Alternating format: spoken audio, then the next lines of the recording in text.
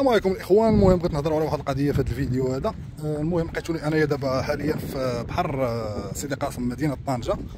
جيت انا وولاد الخوادريه، جينا نتبحروا ونستمتعوا بالبحر. المهم كنت الفوق في لاكورنيش. في هذا لاكورنيش كما كتشوفوا راه هو اللي فوقي. هز الترايبود هذه ديال الكاميرا، كنصور بعض اللقطات البحر، واحد اللقطات ديال التايم لابس ديال البحر. المهم واحد شويه وقفوا عليا رجال السلطه، رجال الدرك الملكي. سولوني اش كتصور، شنو كدير؟ قلت لهم كنصور واحد اللقطات لشاطئ سيدي قاسم. المهم طلبوا لي لاكارت ناسيونال، قال لي واش عندك لاكارت؟ قلت لي المهم راه ما هزهاش. قلت لي المهم راني ما هزش لاكارت معايا، راني ساكن قريب هنايا، خرجت بالزربه ما هزش معايا لاكارت. المهم ما عليناش، قال لي اش كتصور؟ المهم دخلوا الفيديوهات شافوه، تاكدوا بان ما كنصورش شي حاجه اللي إليغال زعما غير قانونيه، ولا كنصور رجال الدرك او شي مكان حساس.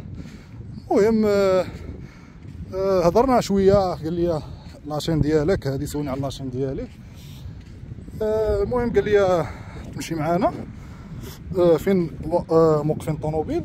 مشيت معاهم فين موقفين طوموبيل، قال لي عطينا المعلومات ديال لاكارت ناسيونال ديالك والسميه ديال لاشين ديالك.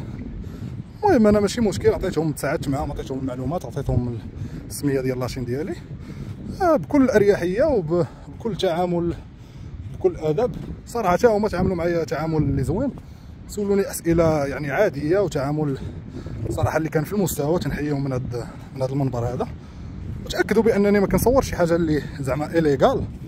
المهم هذا الفيديو خاص بالناس اللي كيصوروا في الاماكن العامه. راكم عارفين دابا الصيف بنادم تيبغي يصور فيديوهات، تيبغي يصور لقطات.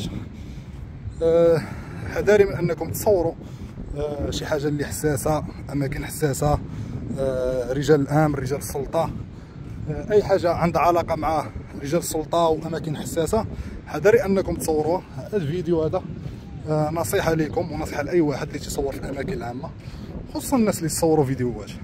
هذا ما كان في هذا الفيديو. السلام عليكم.